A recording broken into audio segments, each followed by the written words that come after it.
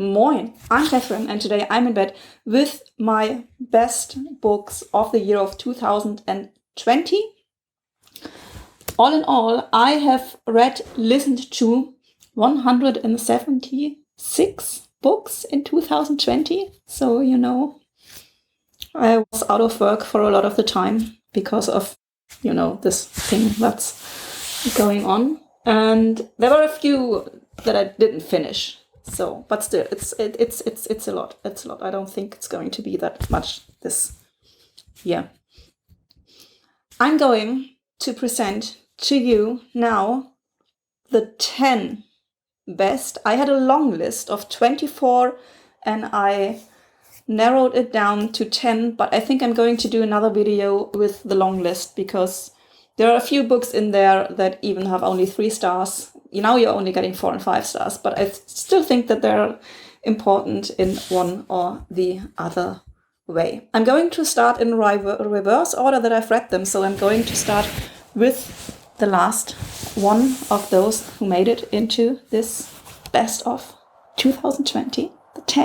My 10 most loved books of the year of 2020. So all of these books are in a wrap-up or are going to be in a wrap-up, and I'm going to link all of them in the description. I have to film a few more. And because they are in the wrap-ups and I tell you what the books are about in the wrap-ups, now I'm only going to tell you why you should read those. And this is going to go very, very quickly. So stay with me. First off, and remember, this is the reverse order that I've read them or listened to them, so there's no hierarchy in those 10. Sue Monk Kidd, The Book of Longings, and you should read this because it has strong female badass characters. It's about basic human kindness and philosophy brought to you in a way that you can actually understand, which is a huge point for me because, sometimes I have this term that I say intellectual jerking off. And this does not do this. And I'm always annoyed by intellectual jerking off because if you want a lot of people to read books and get some basic things, then you should write them in a way that people can understand them. And also, Jesus is in here, but you don't have to be religious to be able to read it. So that's point 3, why you can and should read this because it's fantastic.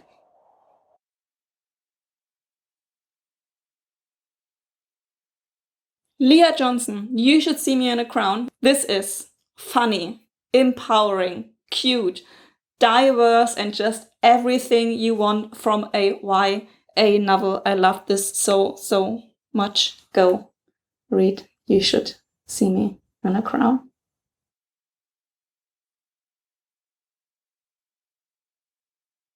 The next one, Ocean Vuong, On Earth We're Briefly Gorgeous.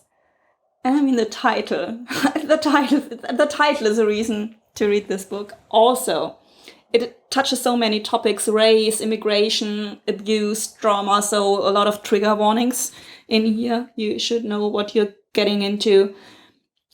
It is so beautifully written. Like, I was really amazed that in 2020, when basically everything has been written, everything has been said, you can still find your own language. This is point 3, by the way. You can still find your own language, and just it's so beautiful. It's so beautiful. If you're like into beautiful language, this is definitely a must read. And I don't say this often, but this is a must read.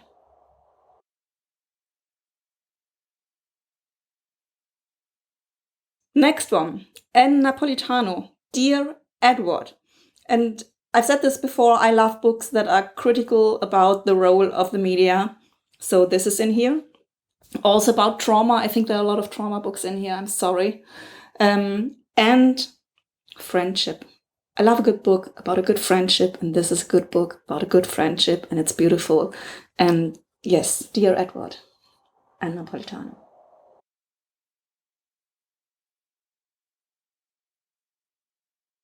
So here's another one with absolutely beautiful language.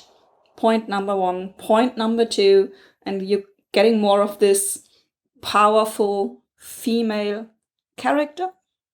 And the strong female character in this year is brought up very, very strictly Catholic. And I also love me a good book that deals with religion and tells you to free yourself either from religion by itself or from the constrictions of religion.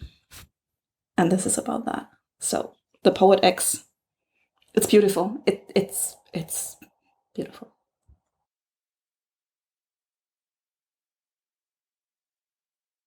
Did I mention there are a few more with strong female characters? Strong female character. Also funny.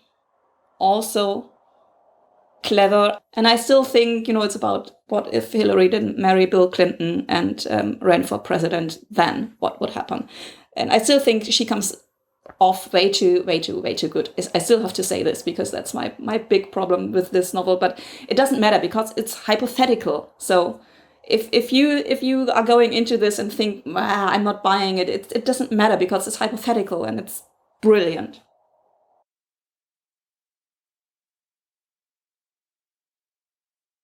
Did I say strong female characters? Books about feminism, feminist issues. Young Jane Young by Gabrielle, Zevin. Besides, Gabrielle Zevin is always heartwarming and funny, so that's in here. It's also about a mother-daughter relationship and a mother-daughter relationship, so you have like 3 generations, which I always love. And it's about how the patriarchy F's us. And I love me a good book about how the patriarchy F's us. And also the media. So, especially women. Young Jane Young by Gabrielle Zevin.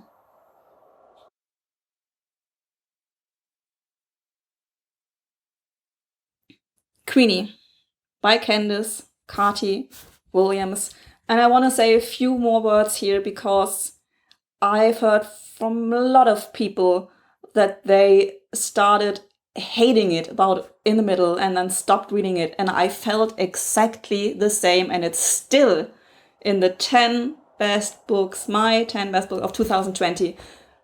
Because strong female character, And except from the part where you're really, really getting angry with the main character and with everything that's going on, it's brilliantly funny and everything turns out,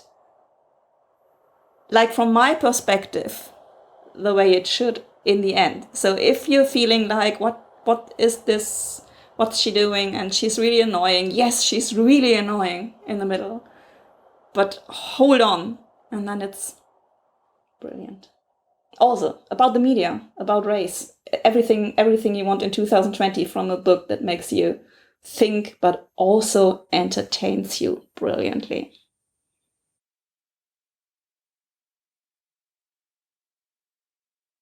So this book makes me tear up just by taking it into my hands. This Is How It Always Is by Laurie, Frankel. And if you only read one book in 2021 and you haven't read this yet, make it This Is How It Always Is by Laurie Frankel, because it's so heartwarming, so brilliant. It's about a mother with a trans kid and her process, and the whole family is a process, and it deals with all of those topics so brilliantly. I don't want to do my 1, 2, 3 be quiet. You should read it because you should read it because it's brilliant and it widens your horizon. And did I say it's brilliant? It's beautifully written. It's heartwarming. I love it. I love this so much.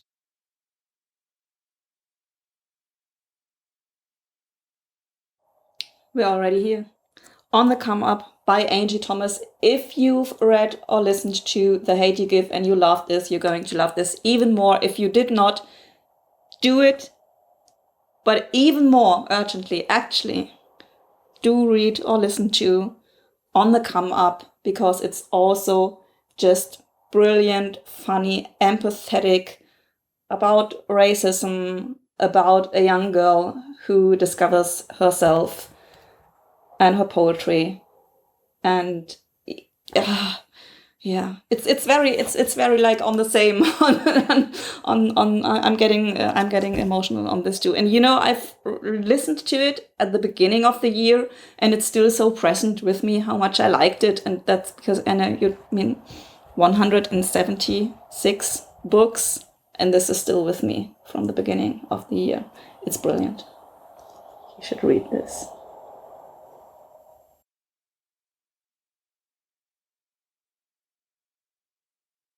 I think I was very quick. I think I have a few minutes left to give you like the other stuff that really, really moved me in 2020. And one of them is Hannah Gadsby. Her show Douglas was the first one I watched. Then I watched her previous one, Nanette. Both are on Netflix. I'm not getting paid by Netflix, so forget that I said Netflix, but it's where you can find it. And actually, Douglas, the show, has been nominated for a Critics' Choice Award. Very, very deserved. And also, this widens your horizon. It's so clever. After watching her, I think I'm like damaged for watching any other stand-up comedians, because what she does is so brilliant. And watch Douglas by Hannah Gadsby. Really, you won't regret it if you're intelligent, empathetic, and want to think about things.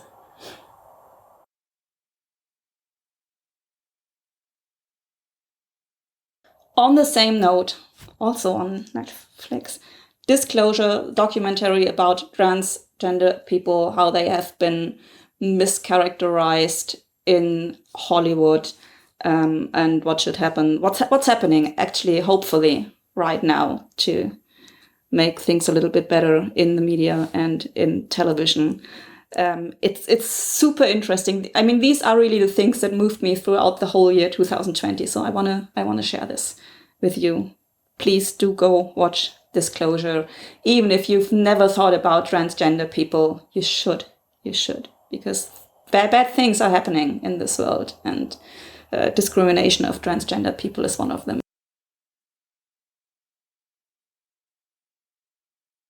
Also, I'm binge watching The Bold Type right now because I'm listening to this. I mean, they are not very regularly, but this German podcast, they do like once a year. They look back on the year and they tell you things that happened like from a feminist perspective. And one of the 4 people who do the podcast recommended this, and like for the last 2 weeks, I've been stuck to the TV watching The Bold Type. Because, feminism, and I have a lot of that not everything is good in here. And it's like, American television, you can't expect too much, but in the range, what you can expect. I think this is really good, and it deals with a lot of difficult topics in a very, very good TV, but still good way.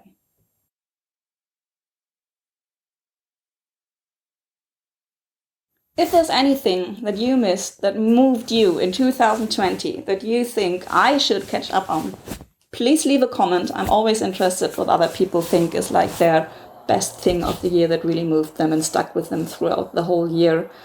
And as always, even in those times, see if your independent bookstore does deliveries or has an online presence where you can order the books.